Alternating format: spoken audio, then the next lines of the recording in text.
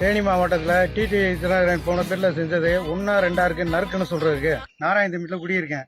அப்போ கம்பத்துலேருந்து கேகேபட்டி பாதை வழி போனால் 10 கிலோமீட்டர், சூள்ளுப்பட்டி பாதை வழி போனால் 8 கிலோமீட்டர், இந்த நாராயணத்தம்பட்டி டு கம்பம் போனோம்னா வெறும் 3 கிலோமீட்டர்.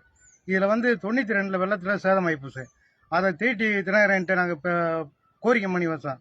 அவர் 2002 எங்களை பாலத்தை கட்டி கொடுத்தாரு. ரெண்டாவது இந்த வட்டமும் இப்போ நேற்று இதுக்கு பிரச்சாரத்துக்கு வந்திருந்தாரு. அவர் வந்து சொன்னது நாங்கள் செய்ச்சொன்னே இந்த ரோடை போட்டு தரேன்ட்டாரு.